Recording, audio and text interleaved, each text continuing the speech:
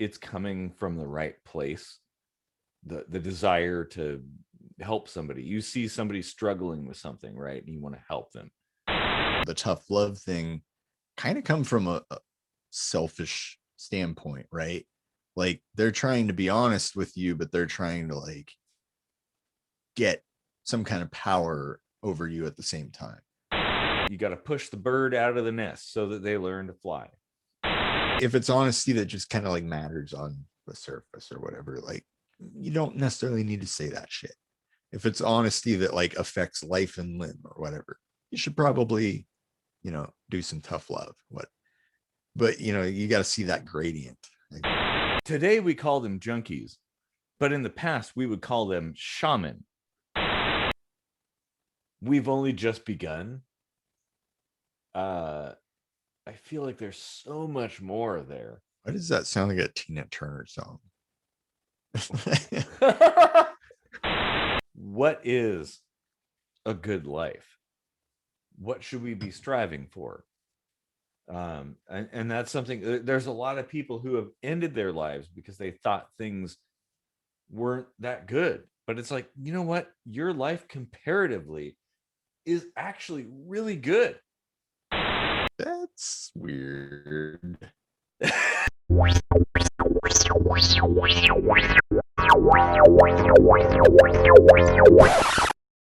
Fucking DSL internet.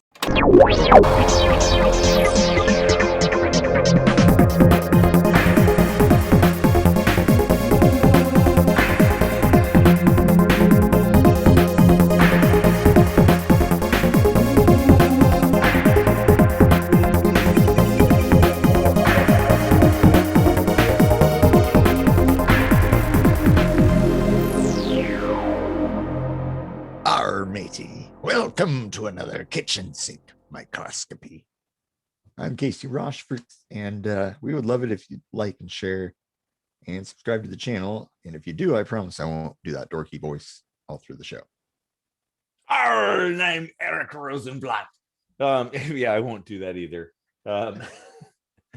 Don't forget, we write our own music, and that music is available out there on the interwebs, the information superhighway, this series of tubes and pipes. Yeah, places like iTunes and Spotify and everything. Yeah. So, but yeah, stick around to the end of the show and you're going to hear a completely new song, something strange and different. Hopefully. Yeah, and check out our website. It's ksmvidcast.com. And yeah, got all kinds of stuff over there too.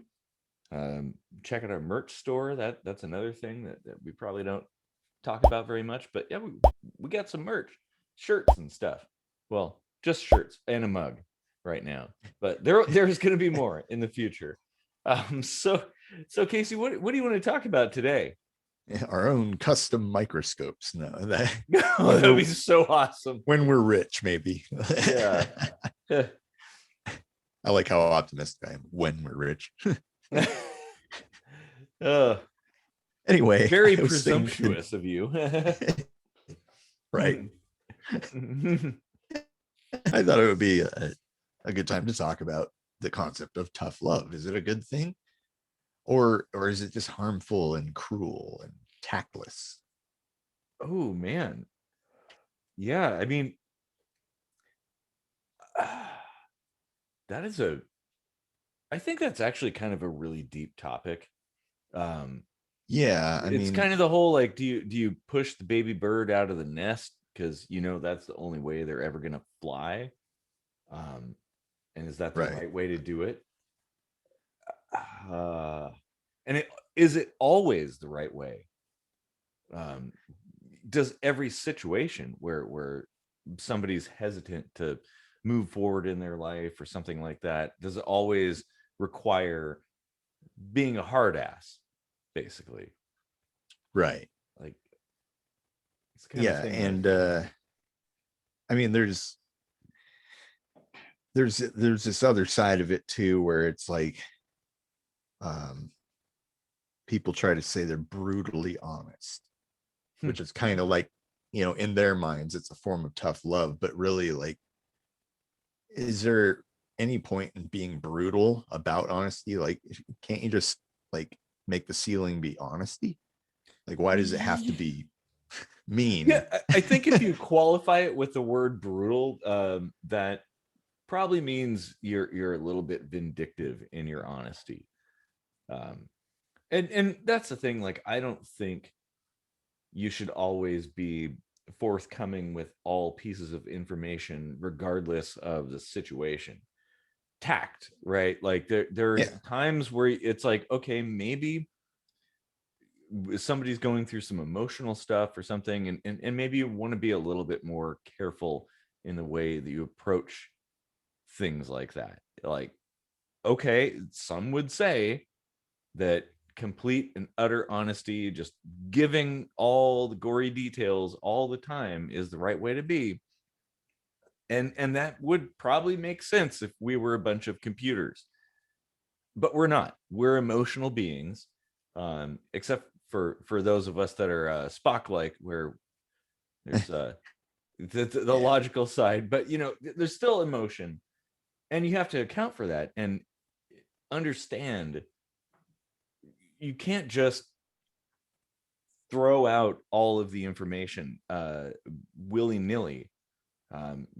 Being a little bit tactful and aware of the other person and their responses, like pay attention to things, kind Mhm. of a situational awareness sort of thing.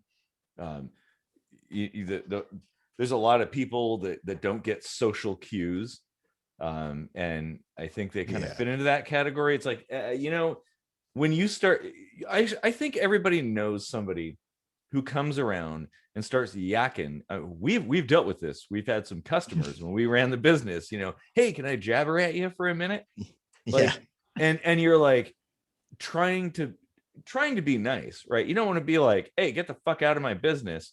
You're like, hey, I'll just kind of like suggest I got other things to do. I'm going to start like doing some things, or start walking away a little bit. Like, hey, okay, well, I gotta get onto this thing, or oh, well, there's some other things I got to do, or my mom needs some help, or whatever. Um, and and there's a lot of people out there who don't recognize that. They're just like, oh, I'm going to keep like conversing with you regardless of the cues you give somebody. Yeah. And that kind of like, to me, sort of feels like that whole brutal honesty thing. Like, you're just unaware of the other person and the way they perceive the situation, how they're reacting to it. um Yeah. Maybe, Well, I don't know.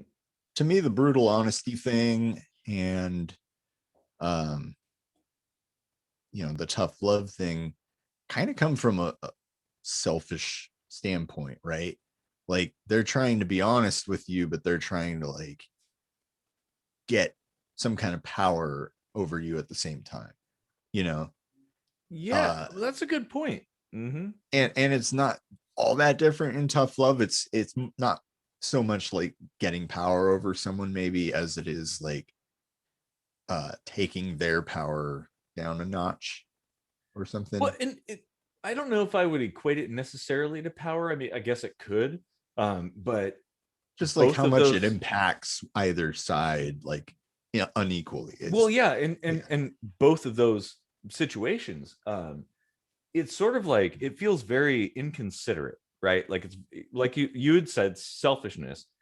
And I'm thinking, okay, brutal honesty and tough love and everything, it's all about like, well, I don't have time to spend any time like actually dealing with you. I just want to get this over with, and get out the Yeah. door, right? Like, Yeah. I know what you should do. You just better do it, and then I can get on with my day. and Yeah. and and okay, there are times where that makes sense, but it makes sense in a contextual standpoint. If you've spent years trying to deal with somebody, a child or something, right? Well, maybe they're not even a child anymore. Now they're living in your basement. They're 45 years old, and they just refuse to get a job and move out and have their own life, right? Well, okay, there's a turning point. There's kind of a threshold where you're like, you know what? I've had enough. It's time for tough love. It's time for brutal honesty. Like, let's just, Mhm. we just got to do this because it's been long enough. Yeah. But Yeah. but not in every situation. That I feel like a lot of those things are just impatience. Yeah. And I just need to clarify, I don't mean selfish as in necessarily a negative way. Is more, it's more of a neutral connotation here. Yeah. You know, it's like, yeah, you're thinking of yourself. It's not necessarily like, you know, too much to that side, I guess, And, is what I'm trying to say. yeah, and self-absorbed or self-consideration or something like that. Yeah. And maybe that could be a good thing. Just saying, like, not everybody Well, yeah. is a psychologist or anything, and maybe they're going to give you bad advice. Maybe I mean, they're sort sometimes of you do have to care. yeah, maybe the help they're going to give you is going to be bullshit. So maybe it's best if it's a little bit expedient. um Yeah. I mean, those are things to Um, consider. yeah. Huh. Okay, but so with tough love, what do you think about applying it to a situation where there's addiction? Ooh. Because that's I, where you often see it, and to me, that's where the lines start to get blurred on whether or not it's like overboard a little bit or absolutely necessary. Um, well, ooh, it can be hard to tell. I do have mixed feelings about that. Yeah. You know, I mean, I think in a lot of cases it's coming from the right place. The desire to help somebody. You see somebody struggling with something, right? And you want to help them. Yeah. Um, And not only that, but like I was saying, that the neutral selfish, you're also heavily impacted by that addiction, you know, even though it's not yours, it's in your bubble, you know, it's especially if it's power like over you. if it's a close friend or family member or something, or your kid.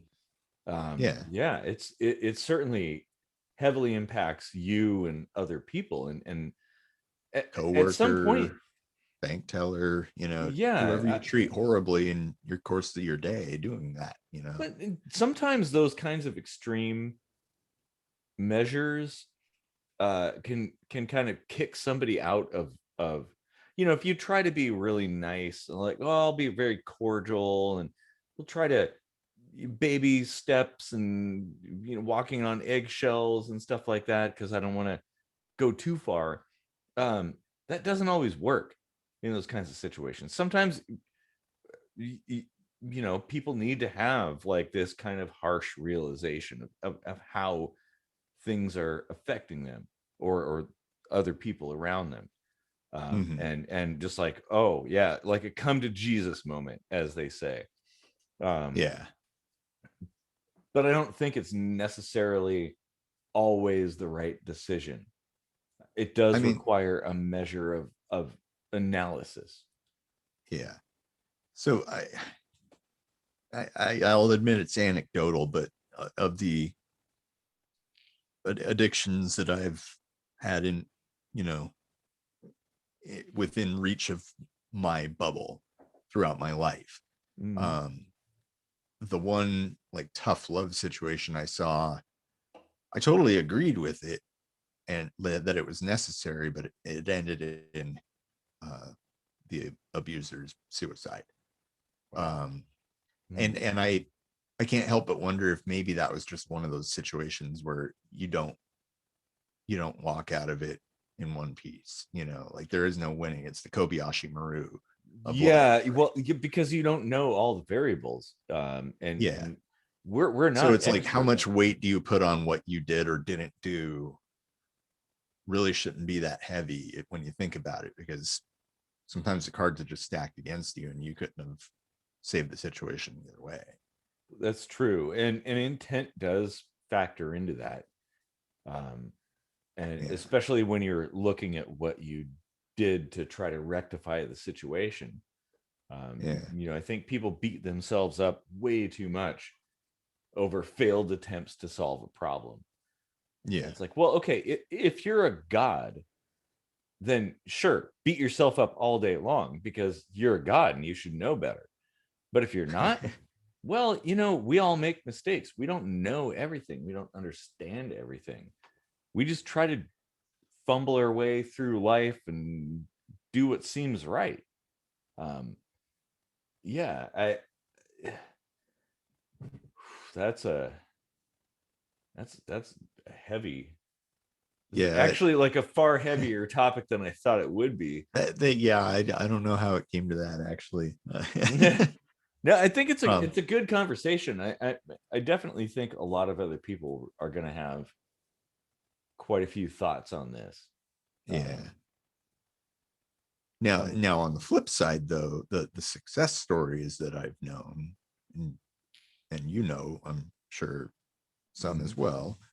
Yeah, A lot of it comes from, I mean, I'm sure there's a lot of factors that build up to it, but a lot of it from their own mouths is that they realized, whether it was through somebody else's ultimatum or just however they come upon it, they realized that they needed to like back away from the things that were drawing them to addiction, like cutting out a certain group of people or moving from a certain city or whatever it took, yeah, like and they took action, sometimes that is something that you realize yourself.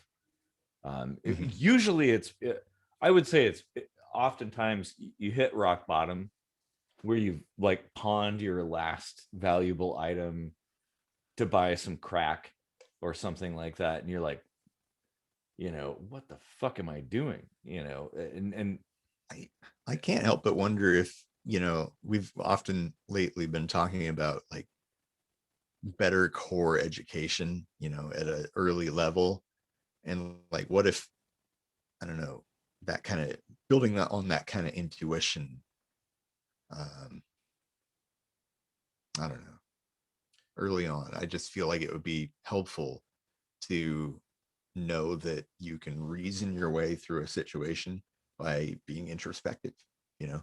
yeah, Uh, you absolutely can. And I think self-reflection is a very important life skill.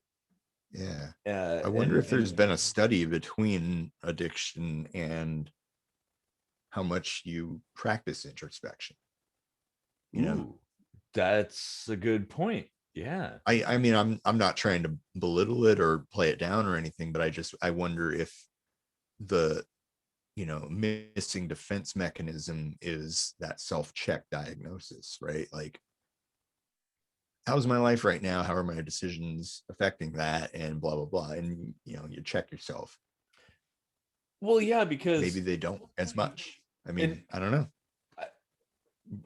yeah, I completely wholeheartedly agree there that I don't know. I wouldn't aim to place blame on anybody for things. Like, I don't think you Mm-mm. can. Like, ignorance, No, not knowing how to deal with the things that life throws at you isn't necessarily your fault. right. Especially And if you had a really poor education. and let's make sure that everyone knows that when I say addiction, it's also in the neutral sense. Like, I'm not saying it's a bad thing to be addicted. You can No. be addicted to things that, you know, doesn't hurt a fly, right? Mm-hmm. You could call having a collection of something. You collect coins, you collect toys, whatever it is. You could say that's an addiction. Who's it hurting? You know? Mm-hmm. So Only your it's wallet, basically, at that point. yeah. So I don't want people to like hear the word addiction and feel like we're attacking it or Well, no, you know. because addiction is not just a chemical thing. People hear the word addiction and they think drugs Right. automatically. But you could be addicted to all kinds of things like processes or behaviors and things. I mean, OCD is kind of in line with that.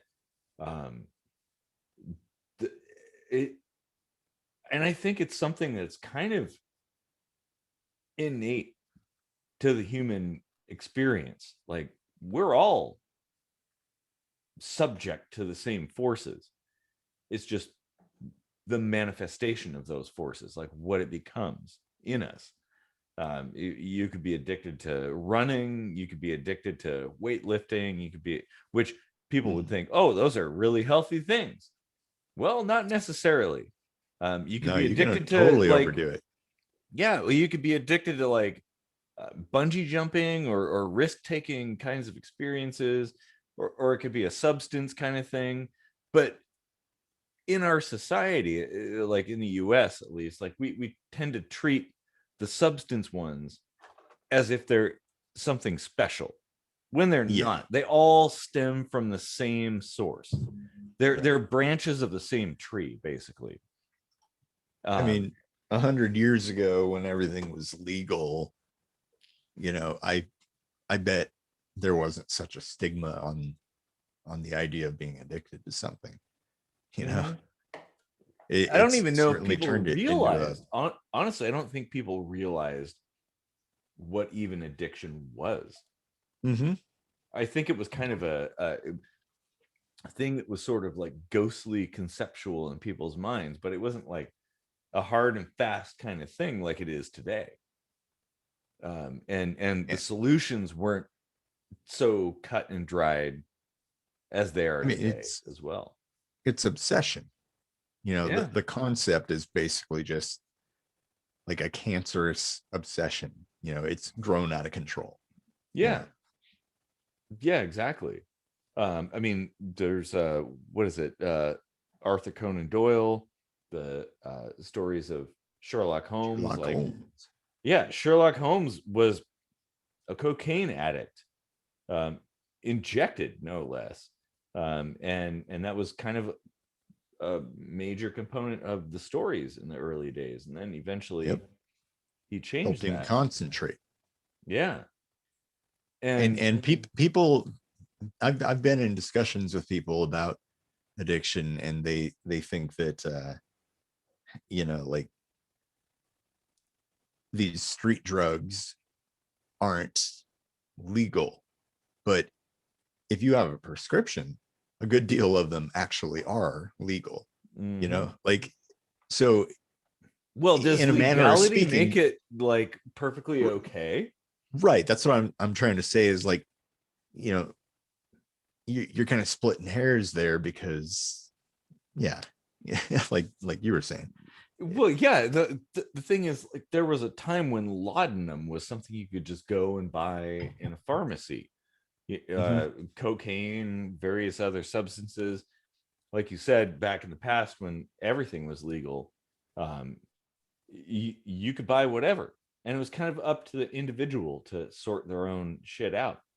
Um, Yeah, I don't know and it's that funny, you don't. illegality has actually solved anything. In fact, it actually might have exacerbated things. I think That's kind of what I'm information, saying. well, Yeah, information is more valuable, like knowing things about things. And that's something that pissed me off to no end. I wish I had my Dare mug right now. That pissed me like off about the Dare program is how it was like kind of like the sex ed that a lot of people espouse is like, oh, abstinence. That just don't do it.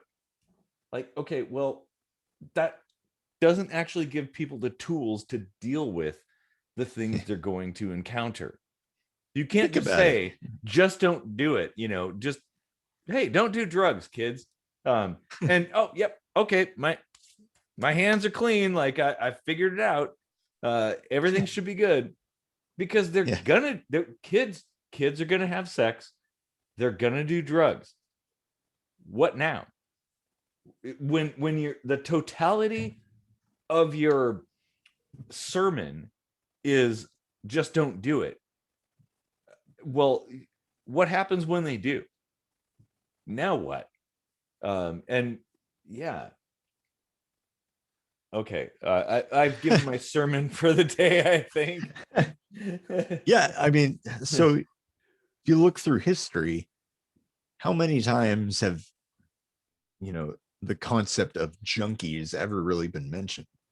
You know, it wasn't like, until we started making things illegal and creating, you know, these divides and these stigmas and all this shit. Like we yeah, created the okay. problem. Oh, that is a really good point. I have some thoughts on that. So human beings are drug users. We love getting fucked up. We love mind altering substances. I mean, if you look back through history, like all of the different things that give us like visions and take us out of the world, disassociatives and things like that. Mhm. It's common for thousands of years. It's not a new thing at all. Yeah. And people did it regularly. The Brain difference, chemistry.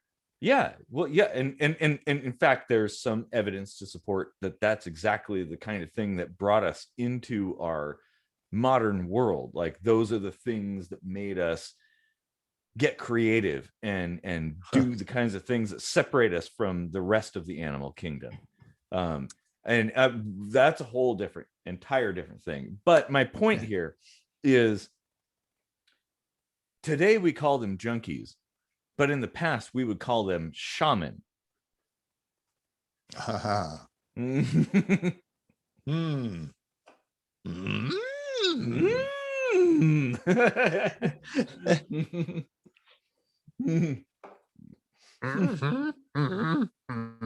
Yeah. So, that's a perspective kind of thing, that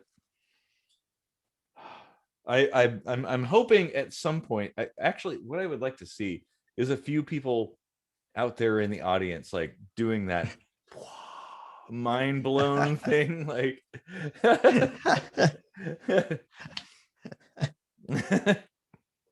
It's weird how we went from like tough love into like the core of addiction. yeah.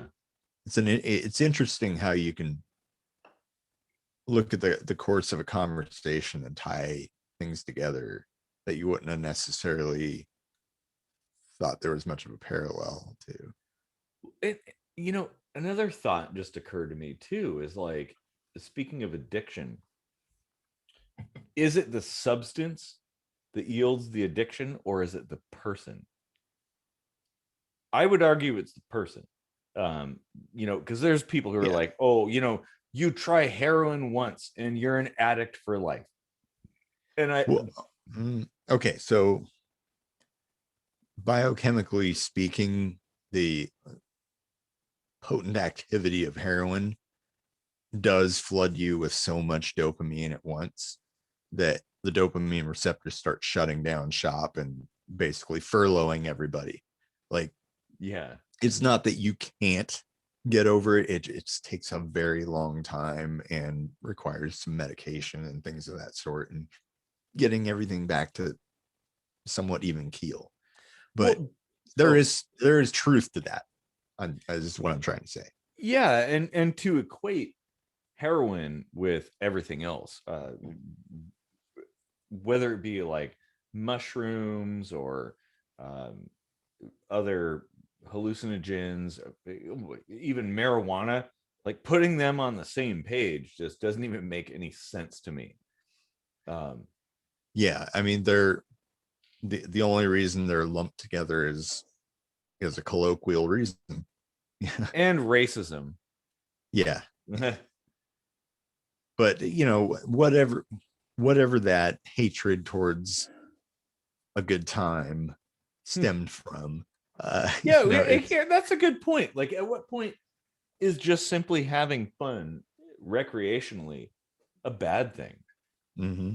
Like, just going into a different place and having fun. I mean, no one has a problem with people watching horror movies or sci-fi movies, or the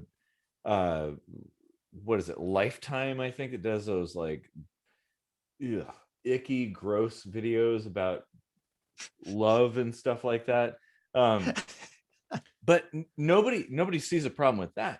But there are people who react the same way. The same sort of things are triggered by those experiences as they are with substances.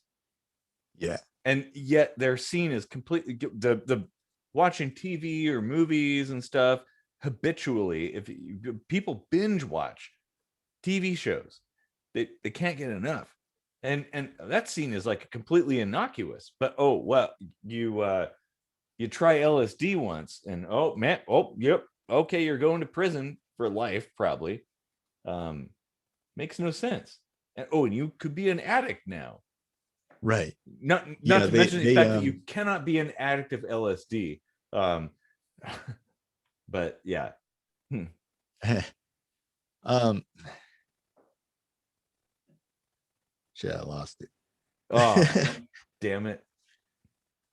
uh, oh, yeah, they draw a line between, you lose teeth from drinking Coca-Cola, albeit at a very, very slow rate to the point where most people won't lose their teeth, but still. But you also lose teeth from heavy meth use. Yeah. But they try to use that as like this moniker for like, don't do meth, your teeth will fall out. But when it comes to Coke, they're like drink Coke, drink Coke, Yeah. Oh yeah, that's a good point. That the effects of things are used as propaganda, basically. Yeah. Which kind of shows you like there's a little bit of bullshittery going on right there. Mm-hmm. I prefer people. Okay, let's roll back all the way to the beginning, like brutal honesty. Being honest with people, like, okay, why don't we be honest? Like, let's be brutally honest. Let's be fact based. And to me, brutal honesty isn't just like in your face, like, fuck you kind of facts. It's like facts that might make you feel uncomfortable, but they're still facts, right? The data, it's just raw data. But I okay, I had another good point there, but I think I lost it too. So it's all right. More beer. Yeah. Well, now, what do you think in the lens of addiction? What do you think the world would be like if we went back to everything's legal? Mm-hmm. Well, I would honestly, I'm completely in favor with that. I am too, but do you like I said, in the lens of addiction, do you think addiction would change in some way or stay the same? Well, I think addiction is complex. I don't think it's as simple as substance A equals effect B. Right, but I'm saying if it's no longer a stigma, the propaganda against it goes away. That's what I was gonna say. Is the stigma is part of the thing that drives that. Like, you're now in the underground. You're seen as a lesser human being because you use this particular substance, right? Right. People look down on you, and emotion does drive that. Like, a lot of the continued usage of things involves this sort of feeling downtrodden, um, and you're kind of in the shadows. Like, you can't just be honest and open like you can with coffee. There are so many people. I'll use coffee as a good example. There are people who say, oh, I'm a coffee addict, I cannot start the day without coffee. And I was one of those people, but I broke that actually, just out of curiosity. Like, oh, hey, can I just like not have coffee and operate? And yeah, I was able to do that. Mm-hmm. Some days I just forget to make coffee. Yeah, exactly. Well, could I go through the whole entire day with one cup of coffee and instant coffee at that? And yeah, totally fine. Life is good. And same thing with beer. Like, yep, we drink a lot of beer on this show, but I've conducted the same experiments. Like, can I just like not have any beer at all? And yeah, I'm okay. Yeah. Um, Well, like I was smoking 2 packs today, and then one day I was like, I'm tired of smoking, and I stopped. Like, mhm. no problems. Um, Yeah, yeah, exactly. Well, and that's the whole but I thing. mean, not everyone can achieve that. True. And you have to recognize that. But it does go to show you that there's perhaps a psychological element that isn't purely biochemical. I would You know, say it's largely psychological, in yeah, fact, especially as you go further down the rabbit hole to the more illicit and substances. our Um, society is culpable for making it that potent. yeah, well, it is, and also the like you'd said, the stigma. Like Yeah, you can't just society like made that. yeah, you can't just come out and be like, oh yeah, by the way, I think I might have a problem with heroin or something without some kind of societal and probably legal repercussions. Yeah. Well, and take And sex. We treat that badly too. If you like to have sex a lot, we call that a slut. We've yeah, given it this horrible name that people detest well, and and associate with something vile and unworthy. well, and if you if you like sex and but don't want the strings, and you pay for it, all of a sudden it's in a completely different category. it's Uh, it's like, can I explain to you here how people are made? Like, it's like, really, like, why is wanting a lot of sex a bad thing? or Like, wanting a lot of anything. And I like your analogy of the collector, people who like collecting things, because I know mhm. people who do that, and there's all kinds of justifications, like, well, they're spending a lot of money.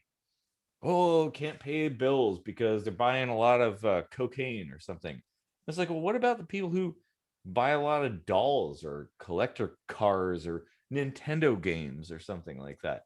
Right. Is that somehow like, how is it any different? Honestly, it really isn't. It's an addiction, and it's harmful. Um, And why cast judgment on how people are living anyway? Like, they might be perfectly comfortable the way they're living. Like, not that's a everyone has the really same good creature point. comforts. Yeah, I mean, Yeah, no, that's a really certainly really not to good point. say. I'm sure there are people who would rather be living a more comfortable life, but there are probably also some people. I've known people who've voluntarily been homeless. They just Yeah, liked it better.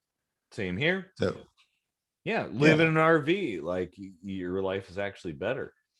Um, yeah, that's a really good point. Oh man. like, it's funny, like, cracking each layer of stigma and finding another one. Yeah.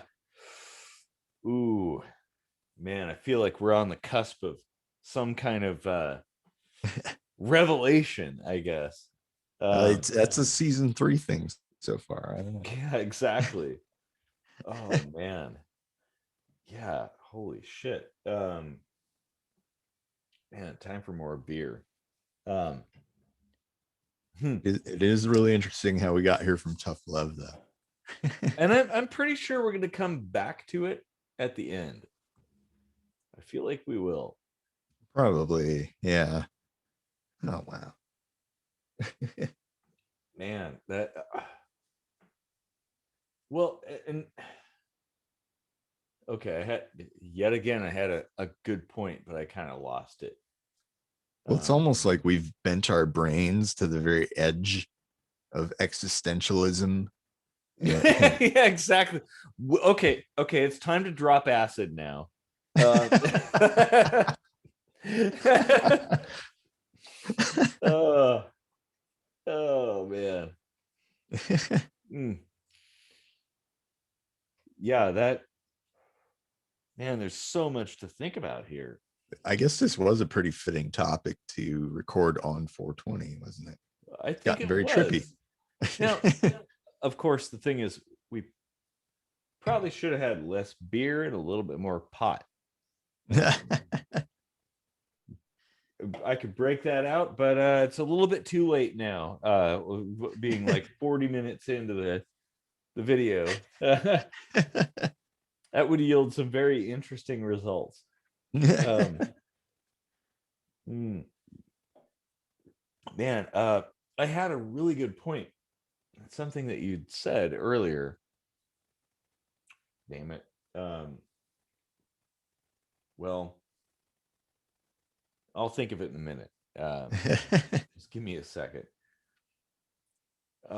Yeah, I don't know. Like we talked about like brutal honesty and tough love and how people kind of conflate those things sometimes and think they're just giving you tough love, but it's really more of the brutal honesty end of things. And I don't know, like it almost feels hmm, like the more, I don't know, cosmetic the honesty, maybe like exert more like filter over it, you know, Yeah. if that makes any sense, you know, like if it's honesty that just kind of like matters on the surface or whatever, like you don't necessarily need to say that shit. If it's honesty that like affects life and limb or whatever, you should probably, you know, do some tough love. But you know, you got to see that gradient, I guess. I don't Well, know. and that's actually a really good point. Like brutal honesty, um, it should work both ways, right? If it's brutal in the sense that it could hurt the other person, the person you're talking to, that's one thing. But are you as keen to be as honest if it hurts you? Hmm. Uh, I don't think a lot of people are. huh. You know, the thing is, it should work both ways if you're honest with yourself. Um, and you know, I try to be. It's a very difficult thing. Like, well, at some point we'll go down that rabbit hole. You have to challenge a lot of deep ingrained patterns and, you know, routines. Yeah, exactly. And challenging your own self too is another thing. There's a lot of people who are more than happy to jump off a bridge with a bungee cord behind them, but are super scared to talk about their feelings with a friend or a loved one. So, I mean, Huh. which is more honest? I don't know, or brutal. Huh. I might need another beer Okay, and maybe a piss. I might too. Is this going to be the So point where we can put a little kitchen sink something or other in here.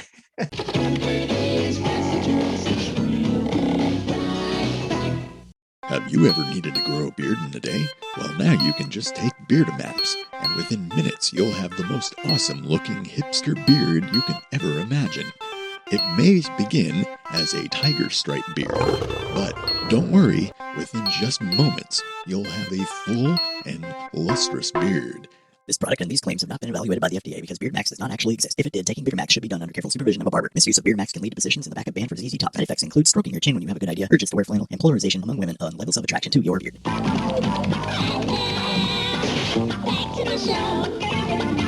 So, what do you think about like a time in your life when maybe somebody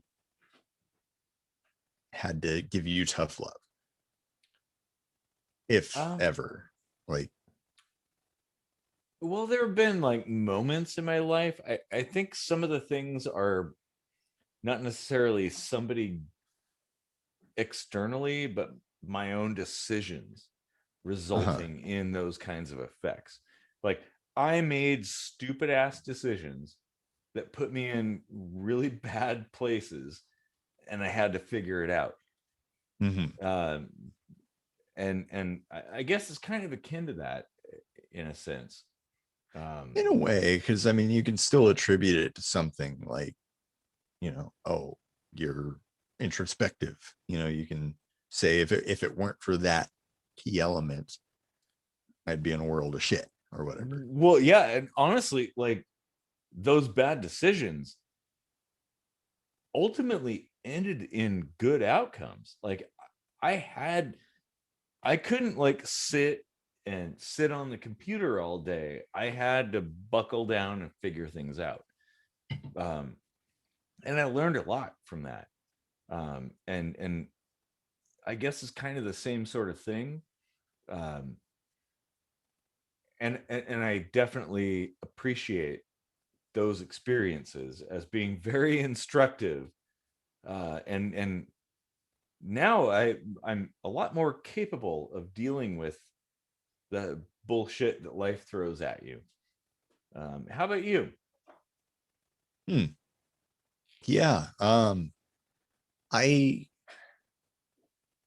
I had a situation where it became like evident that I was so much of an uptight personality that it was like toxic to my own self. Like I would get caught in these negative loops and stuff, and it would affect other people too. And at some point, like enough people said something about it that it all clicked, it all came into harmony, and I was like, oh, here's what I need to do to fix this problem.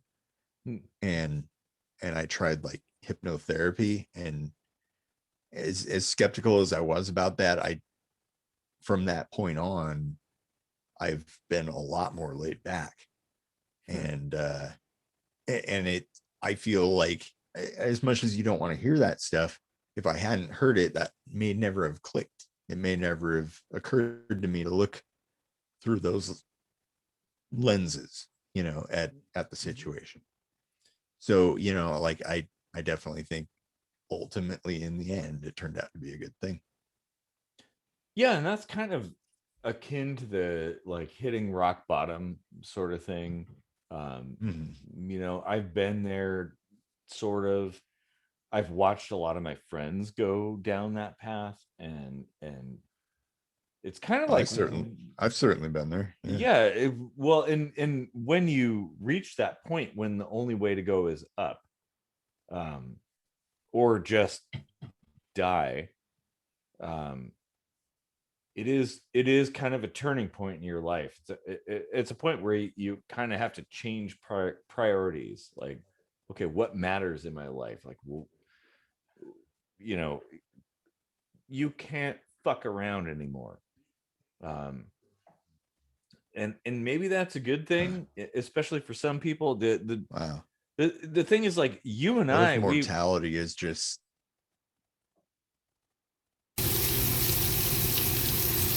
what? Hold on, you froze. Because mortality is just for a second. The internet's fucking with us. I know. Timing's so Well, off now. exactly. So, mortality is just what?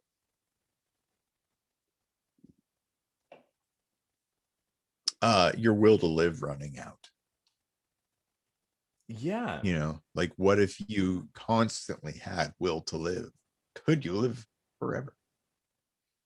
Well, and like sometimes I think we just get tired, and when you lose the will to live, maybe your mortality just finds a way to stop right then. And it's perspective too. Like, the way we perceive life kind of dictates our actions and things like that. And we shouldn't judge other people who don't, because like I was going to say, you and I, we were able to sort our own shit out on our own, but a lot of people can't. And that's where the tough love things like comes in. You got to push the bird out of the nest so that they learn to fly. Yeah. Like sometimes the bird figures out that on their own, but probably not. Especially if they're given very minimal tools to understand the way things work.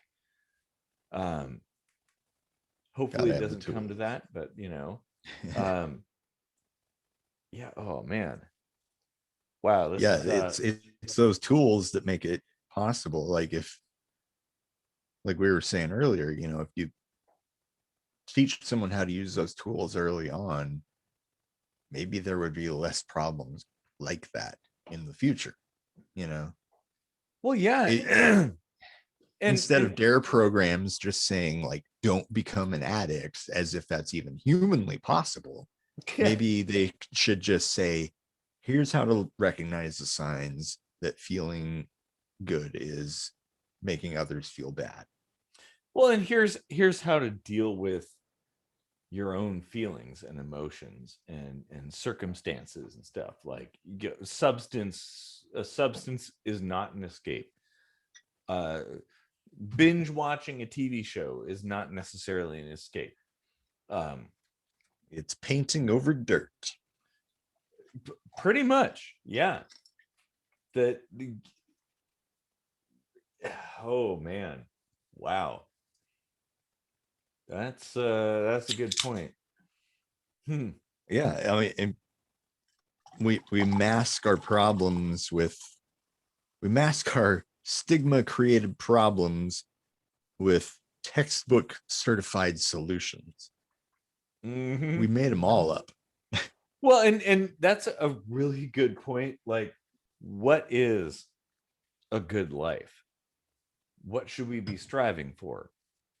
And that's something. There's a lot of people who have ended their lives because they thought things weren't that good. But it's like, you know what? Your life comparatively is actually really good. It's really good. Okay, we all deal with a bunch of bullshit, a bunch of terrible things, but we power through it. We figure a way through it. um Whether it be art or music or watching TV shows or drug use, right? Like all of those things. But it doesn't actually fix the problem. It's a way to extricate yourself from the situation so you can reevaluate it. And that's the missing piece. That's the puzzle piece that people are missing. It's like, okay, pull yourself out and then come back and try to figure it out. But I think in the case of addiction, people just keep pulling themselves out over and over and over again, like Groundhog Day, and expecting like, well, that it'll get better, but it's not going to get better. Uh, I don't know if that even makes any sense, but more beer. uh yeah, I had something brewing, and I think I've drank it away. uh yeah, oh geez, what were we talking about? Extricating yourself from the situation. Drug use being equivalent to watching movies and TV shows and video Mm, games and such. yeah. A way to escape. Huh. This this might be a point where we may have to end on.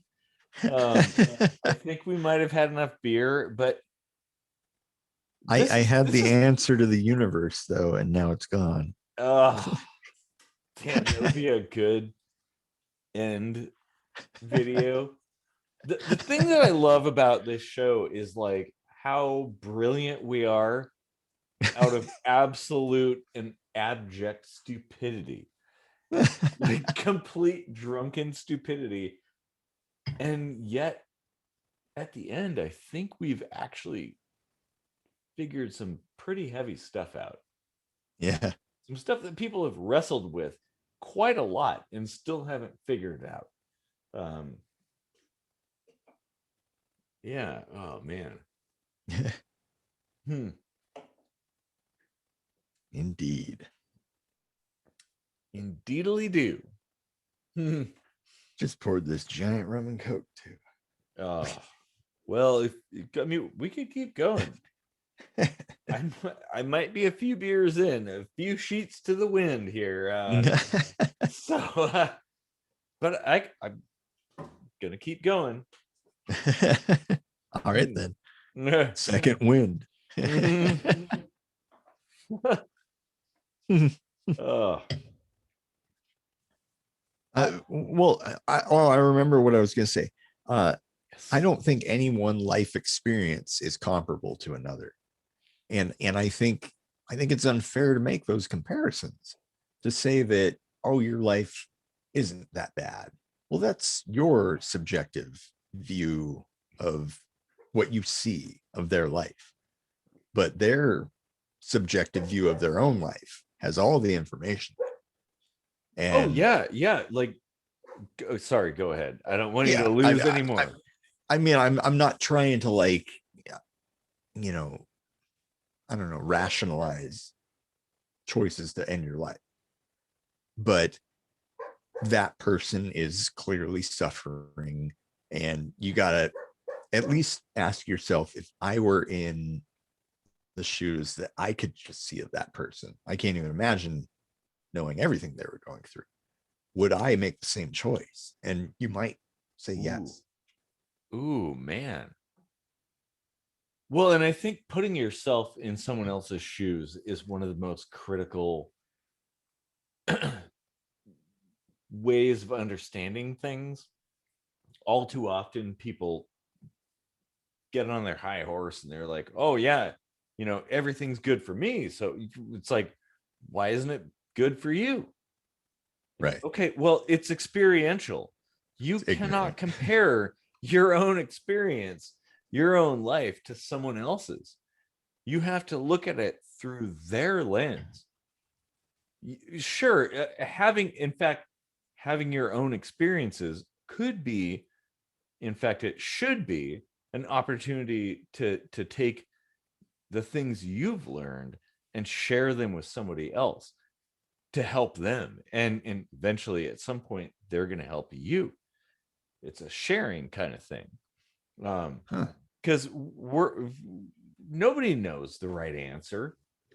I mean, if we do, well, we could probably label ourselves God at that point, but we don't.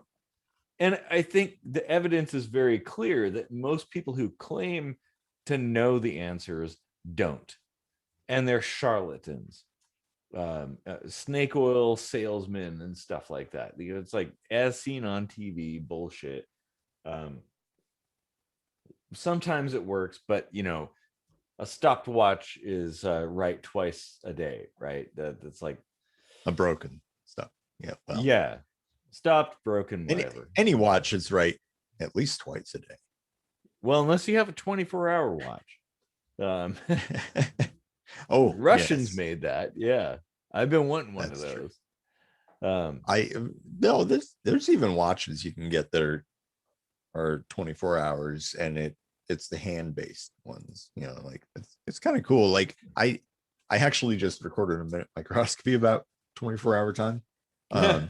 So it's kind of funny that this kind of cropped up, but I was like, today reminded me of one reason why we're definitely not on 24-hour time, and that's because then there'd be only one 420, man, and you'd have to wake up in like the middle of the night to smoke.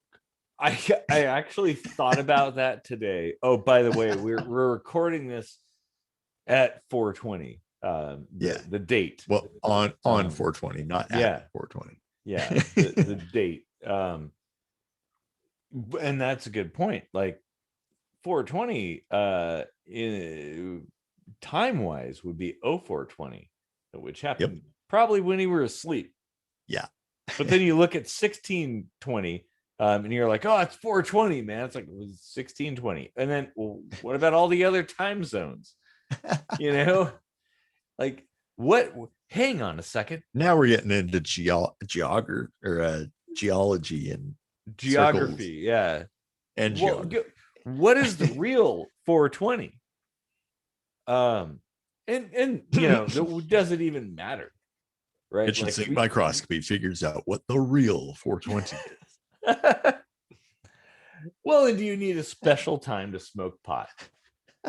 Honestly, like if you want to do it, I never understood that. Yeah, that doesn't make any sense. And I've looked into the origins of that, and it doesn't even make any sense. Well, there's like 6 million different origins. Yeah. Like, nobody really knows where it came from. And that's the whole point. It's like, it's kind of a meme at this point. Yeah, it was probably the original meme. Yeah.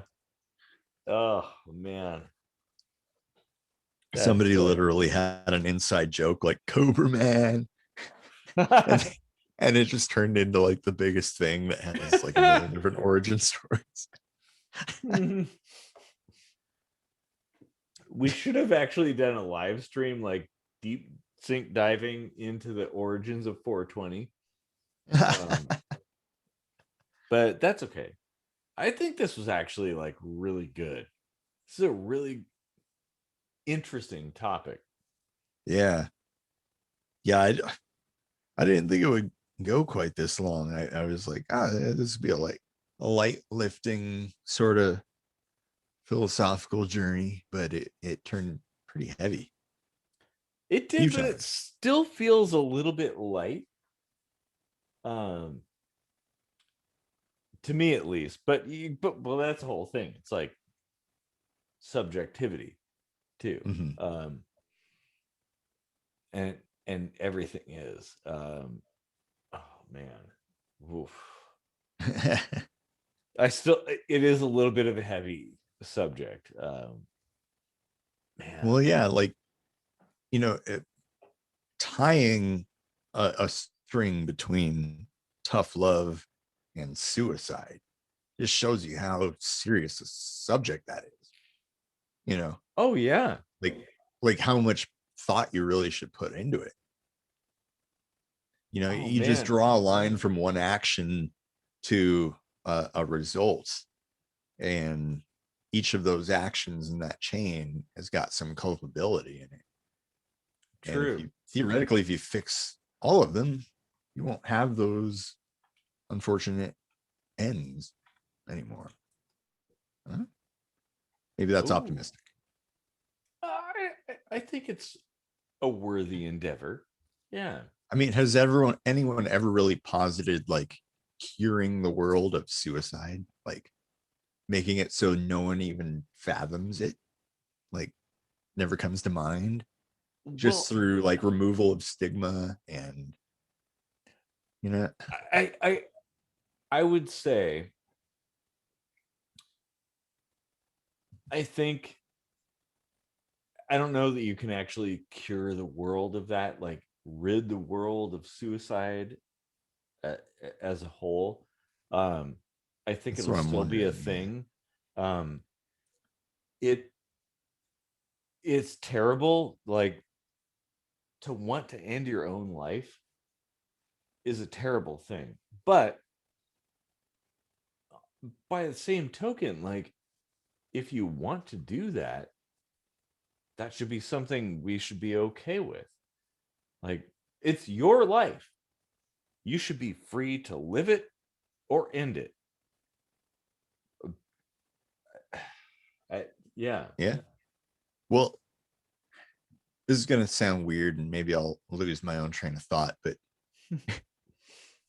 say you believe in reincarnation, and then say you look at that like a video game, and what's the goal of your video game?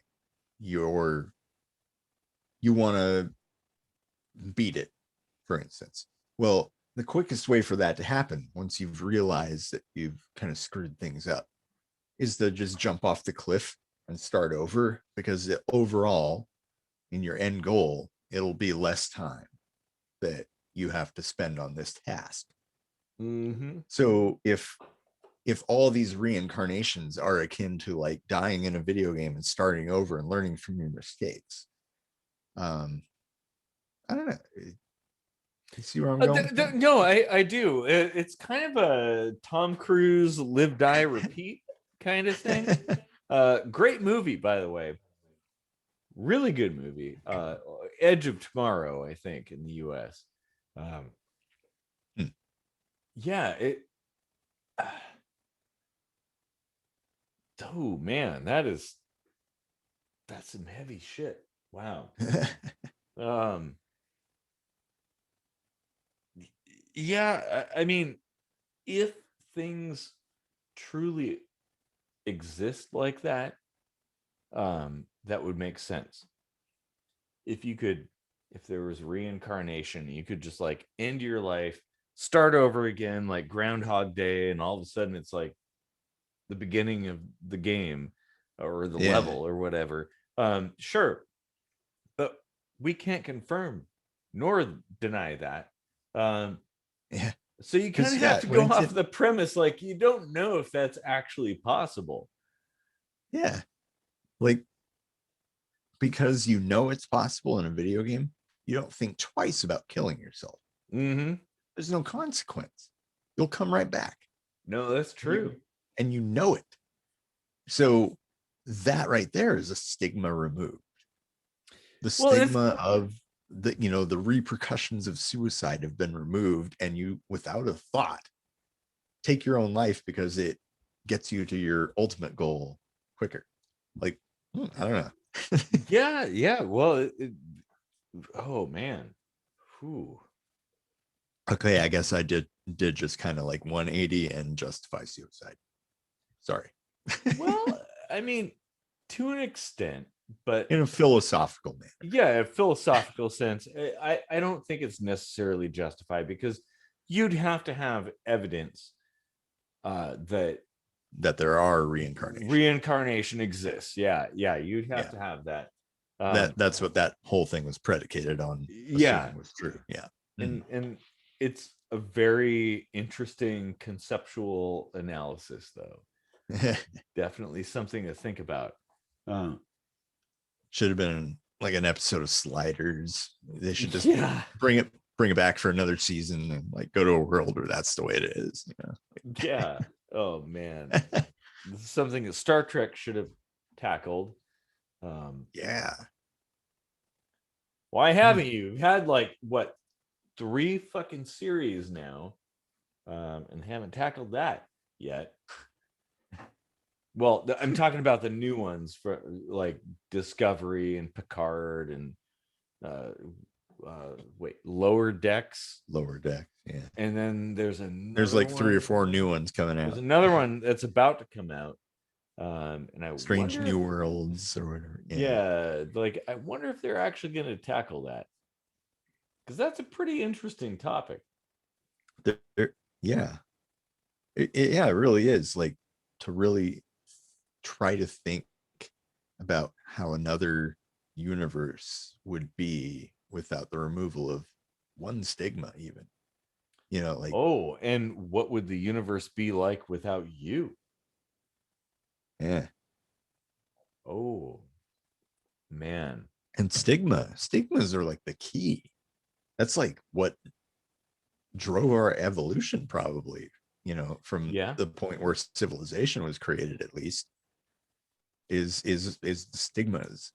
You know, you go back in time and change the stigmas between Australopithecus afarensis, and who knows what you end up with. Mm-hmm. Like, it's crazy to think of how much psychology can affect our environment. Oh yeah, because like the perception pretty much is what is. You know, you think about like, how do you perceive the world? Like, is it real? Like, do you objectively look at the world, or do you look at the world through the lens of the society in which you live? And I'd argue that most people look at it through the latter. Yeah. Which is a shortcoming. Like, we should be aiming to be objective at all times. But that's very, very difficult when you're so much a part of the society that you live in. Oh man. Speaking of Oh. looking back through the lens at yourself, am I the only one that has memories in the 80s that kind of looks like it's got VHS tracking over it? Like my memories are in the media of the era. Like, I mean, I guess mine do to an extent as well. I mean, is that It's like some interesting. Instagram filter or something we well, yeah. put on top of things? Well, I mean, like you and I grew up in generations that never had black and white TV as the norm. Yeah. Have you ever thought of times before you were born and had images of them in black and white as if that's just how things work? Well, maybe because of the media that is available. That's what I'm You know, saying. you The, look the at things conditioning is strong. well, and that's actually a really interesting point, like perception.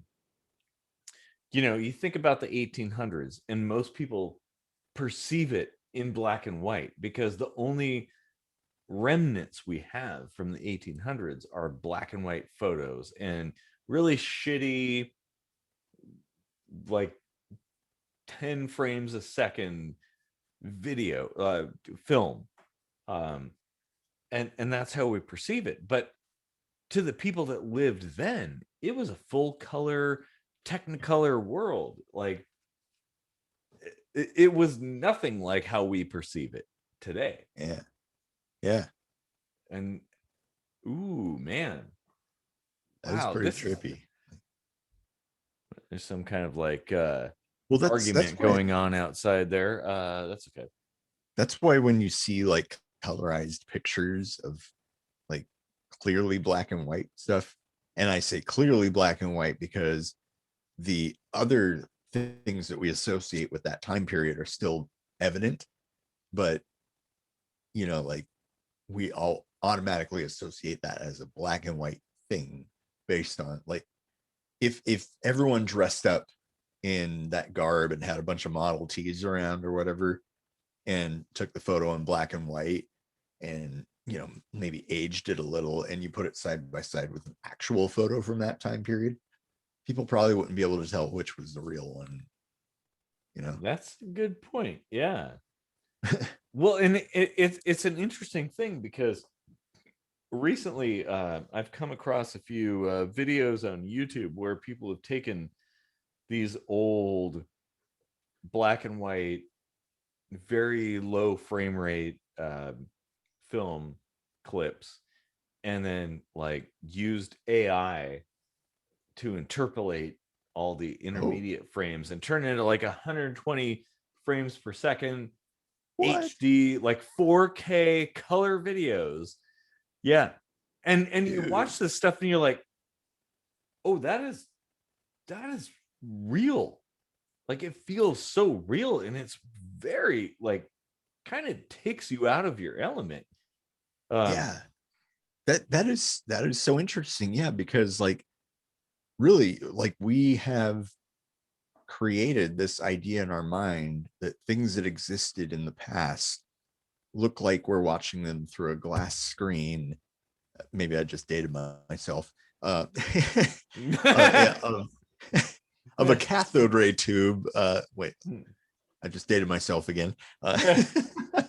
But basically, we're seeing a projected image and associating the way that is presented to us with the way everyone saw the world then.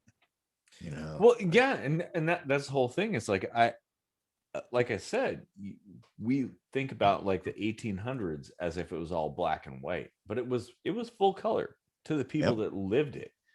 They were real people. As it was as real as it is to you and I today. Yeah. It's just the information that we had was very limited. And think about like you go all the way back to the Roman times and stuff, and all we have are some paintings that somebody painted, some watercolors or whatever, these illustrations in textbooks and things like that, and that's how people perceive it. Like, oh well, they're so primitive. Well, they weren't. They were humans. It really wasn't that different than it is today. It's just like to us looking back through the information we have, and the further away that timeline gets from us, the more low res that information becomes. But that doesn't mean that that's exactly how it was. You think about the 80s and Atari 2600, and you're like, oh, 4-bit, that's exactly how the 80s was. Well, I lived the 80s, and it was a very real, colorful, normal place with great music, by the way. Terrible clothing. Yeah. And cars. Well, there were a few cars that were kind of nice. But that's the whole thing.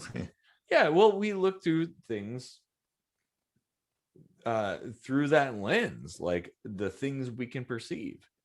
But that perception doesn't dictate the reality that exists beyond. All that is basically what we see, the lens we see things through. If it's a little CRT that we're looking at, well, that's how we're going to perceive it. If it's a 16-bit computer, that's how we're going to perceive it. If it's like 8-bit audio, that's how we're going to perceive it. But that's only the method of capture of that information. That isn't the information that actually existed, like the reality that existed. Oh man. Well, wow, this is delve down deep into the deep dark depths of of thought. Wow. Oh, Jeez. Man, to think that all this started with tough love. Look how far you can get with tough love. I don't know that we can even go back to that, honestly. We've gone pretty far down the drain. Yeah. There's a lot of rabbits jumping down that drain. Oh man, we should have a rabbit mascot. Oh yeah. Oh, we should. Going down a rabbit hole. Oh yeah. Yeah, we say that very often, actually. So yeah. I guess the nature of the show, though. That's true. I guess the point is, like, nothing is necessarily as it seems.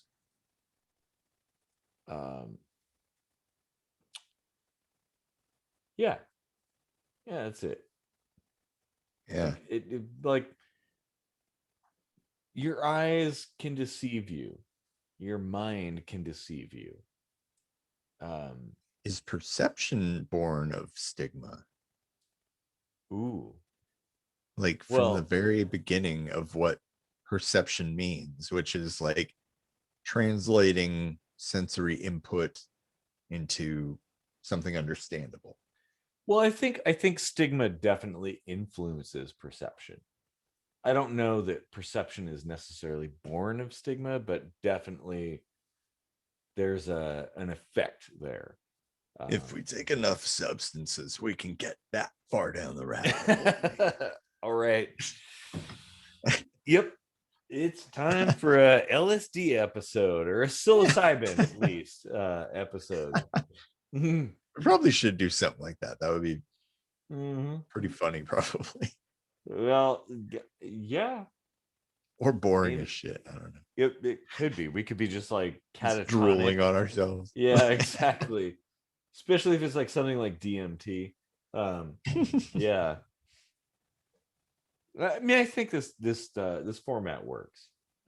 Yeah. But it's fun to think about. Yeah, it's weird. It's weird how you can get from something that's like, oh, is this a rude behavior, or like all the way down to fucking meaning of the fabric of the universe. Like yeah, it does kind of all connect. I mean, in my mind, it does. Yeah. Oh man, this is that kind of like radial connection, radial symmetry made me think of how octopuses are thought to be like alien beings, and like I wouldn't doubt it, honestly. and what if they created our society based on the idea that everything is connected, much like their 8 tentacles come to a center mass. Oh man. Oh, now you're getting all Star Trek on me, like Star Trek 4 with the whales and stuff, like the whale aliens coming down trying to meet with their kin, and now we've got to like go back in time to like save humanity and Earth by rescuing the whales. The whale aliens. Yeah.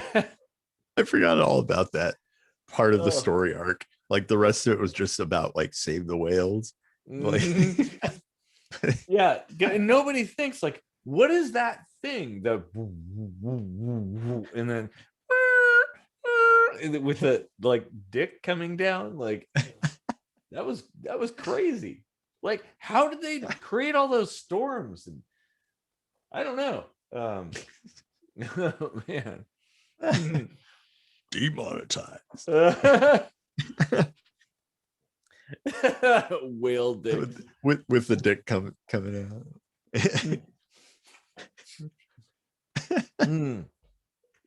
I would so big, my dick.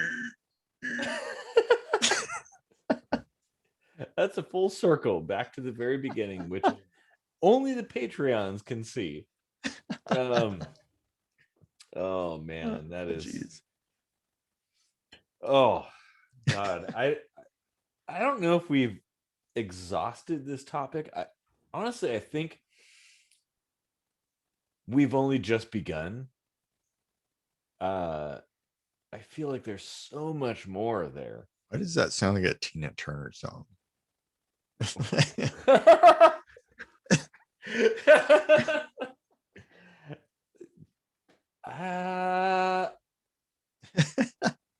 It could be.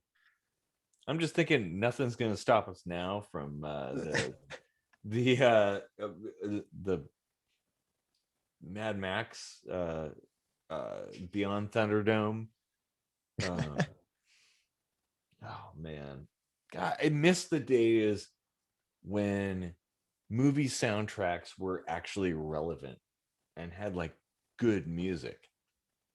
Well, and they were actually written for the movie, and not just Yeah. like pulled off of somebody's album that's coming out later that year. Yeah, exactly. Like there were original songs written for movies. Yeah. I remember like thinking about that back in the 80s. Who's Johnny by El DeBarge. That was Short Circuit, I think. Yeah. Well, and you have like anthems from that, you know, like Rocky wanted to use Another One Bites the Dust, but couldn't like afford the royalties or something. So what's their name? He basically went to this other band that came up, Survivor, and was like, yeah. can you write something like kind of like that? And you get Eye of the Tiger, and it's like everyone's gone to karaoke and done Eye of the Tiger, right? Like, oh, that's one of the greatest songs ever. I mean, that was because you hear it was that like for a movie. like everybody's like, oh, fucking Eye of the Tiger.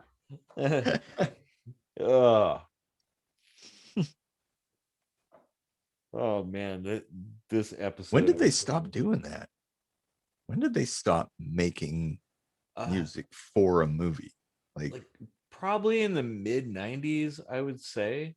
I think so. Like yeah, there's been soundtracks that are like kind of big, like with some big names on it and stuff, but it's never songs that they were like, hey, we're writing this movie, can you write a song for it? And they do. It's more like, hey, we have this movie, do you have a song you haven't released yet?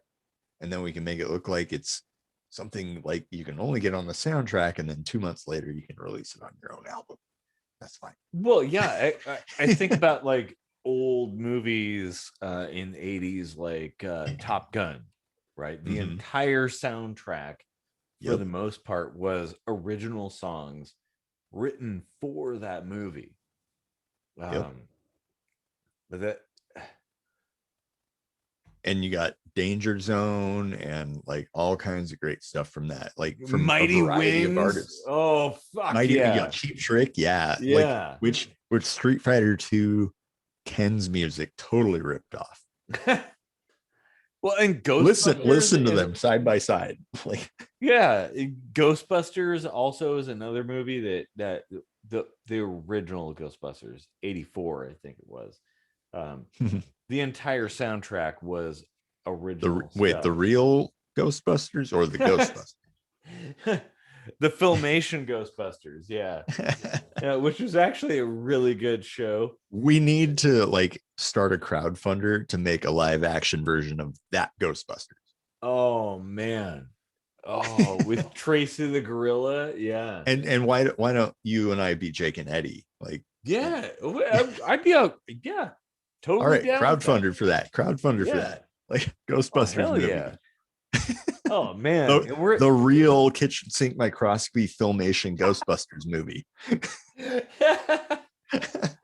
I'm totally on board with that. Like that would be great. I mean, if people really feel that strongly about it, that's a reboot I can get behind. Oh, exactly. When you reboot the movie that was made from a cartoon that was a reboot from another cartoon, like yeah, which actually also originated from a live action comedy show in the 70s. Oh, dude, God. It's all connected, man. Tough love to Ghostbusters. Oh man, that I think we've gone pretty far afield, but I feel like it's kind of connected. Oh man, that this is good. What's in this candy, man? I'll have to remember to put a link up to the Halloween episode for that. Oh yeah. For context. Yeah. This has been a very, very, very good conversation. And hey, look at that. We are only about an hour and a half in. Oh wow. That's felt probably like 9 hours, man. Yeah. Well, it depends on your time frame. Dude, that's like your opinion, man. 1 minute, 1 hour. What does it matter? Time doesn't exist. Clocks exist. I agree that time doesn't exist. But that's an entirely different rabbit hole to go down. Yeah. Ooh, man. Yeah, we don't want to drag people through another hour of drunken rambling. No, but if you want to have a conversation about time, I'm all for it because I have some. We've got the time. We've got this. Is that a 3-2-1 contact? Bloodhound gang kind of thing. Oh man. Okay. Yep. That was a math PI or whatever that was called.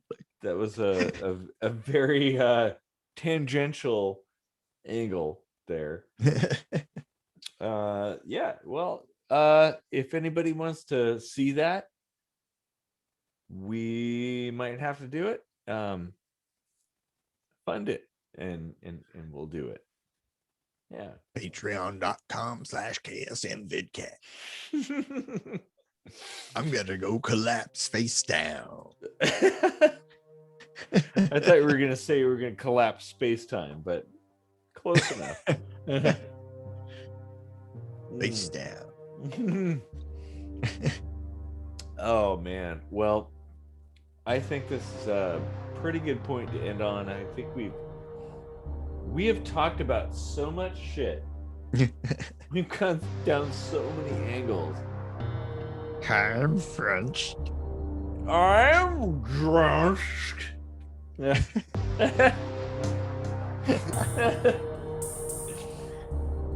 Oh boy. man. Well, to those in the know, you'll get it.